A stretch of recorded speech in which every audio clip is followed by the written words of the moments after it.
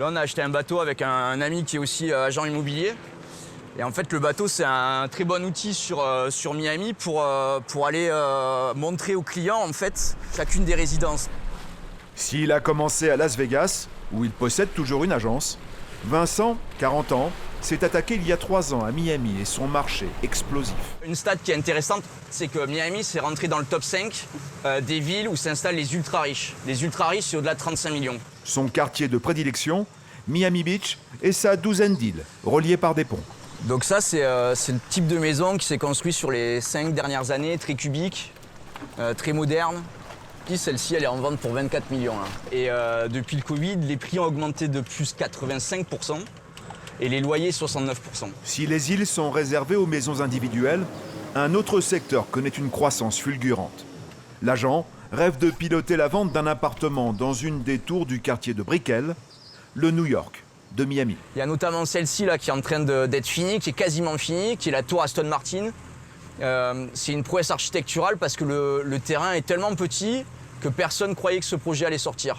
Et il y a le dernier penthouse tout en haut, les 3 derniers étages, qui est en vente actuellement pour 59 millions.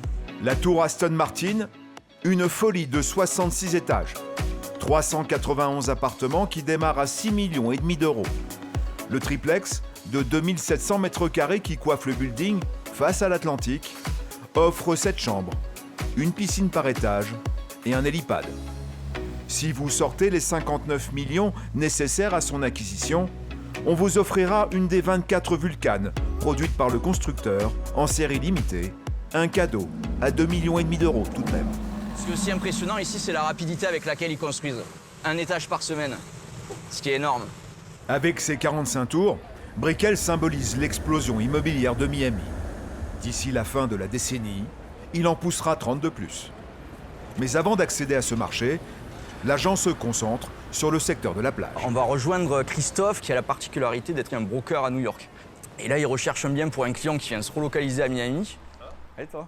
Et donc là, on va lui proposer un produit qui coche un peu toutes les cases de ce que son client recherche. Bienvenue au 325 Méridien. Miami Beach, le bord de mer de Miami. Sa plage de 14 km et ses cabanes de sauveteurs sont célèbres dans le monde entier.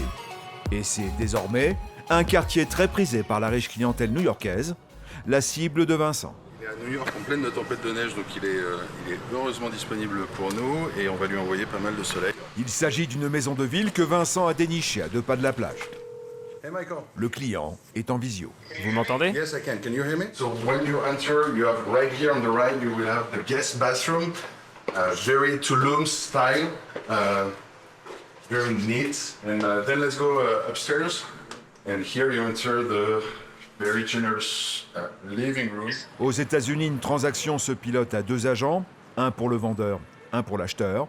Pas de conflit d'intérêts. C'est de la moquette ou c'est un tapis? No, that's a rug. That's a rug. For the floor with the slides. The floor are 60 by 60. tiles.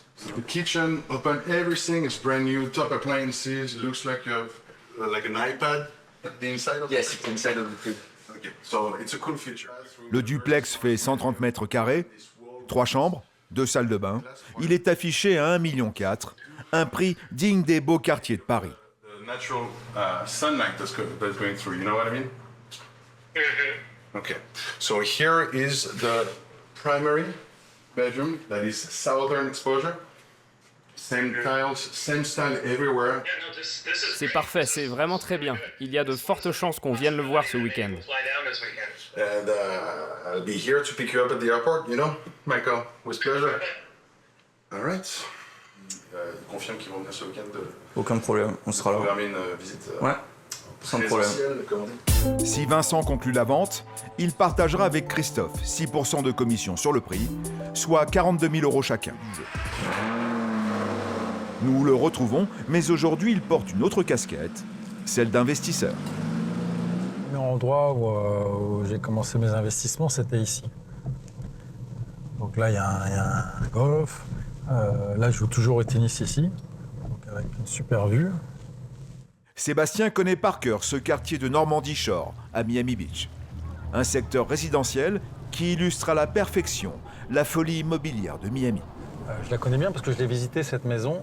Le propriétaire qui l'a acheté 1 million en 2020, il l'a remis à la vente en 2022 à 2 250 000. Et en 2022, il l'a pas vendu 2 250 000, mais 2,5 millions. Donc plus cher que le prix demandé. Et pour la petite histoire, le propriétaire qui l'a acheté 2,5 millions l'a remis à la vente en 2023.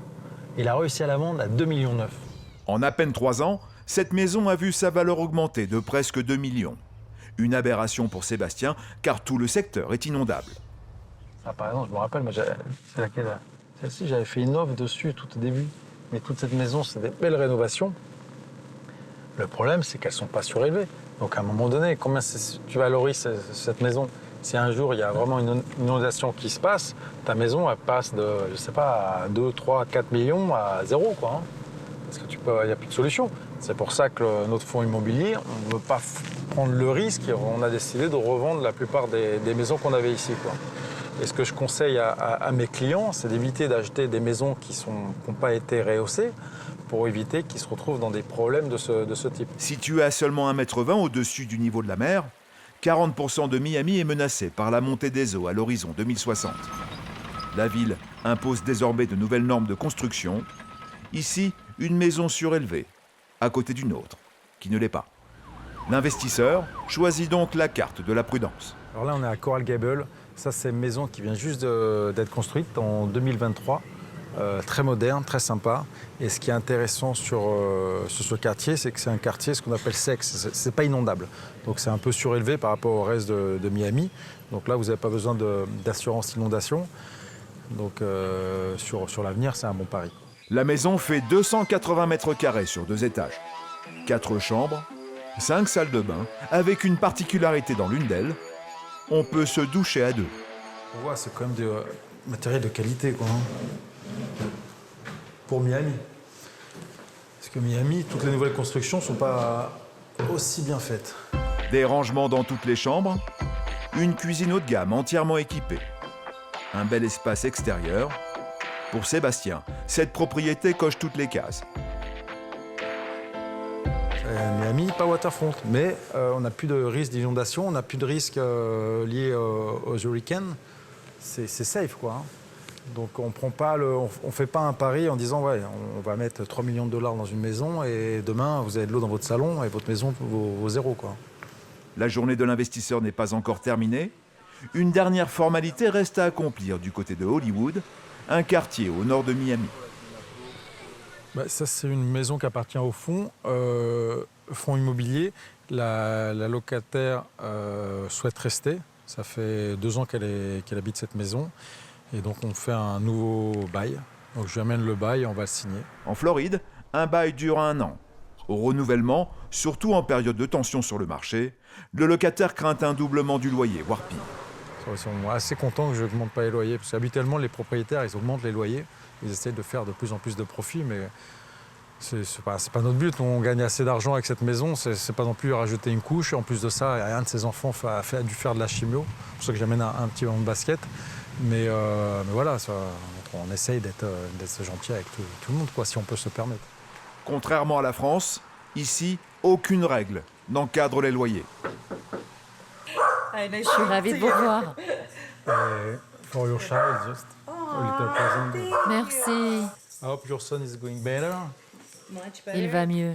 La locataire qui développe des logiciels gagne 9 000 € par mois. Pour cette maison de 5 chambres, elle paie un loyer mensuel de 3 950 €. Honnêtement, c'est le meilleur. C'est une bénédiction de l'avoir comme propriétaire. Par contre, quand ils veulent partir, après on regarde vraiment le prix du marché et puis on s'aligne suivant le marché. Soit on revend la maison, soit on la remet à location au prix du marché, quoi. Thank you very much. J'espère vous revoir l'année prochaine. Tout le monde se plaint ici. Je suis juste contente d'avoir un logement confortable dans un endroit sûr. C'est la seule chose qui me préoccupe. Croyez-moi, c'est dur ici.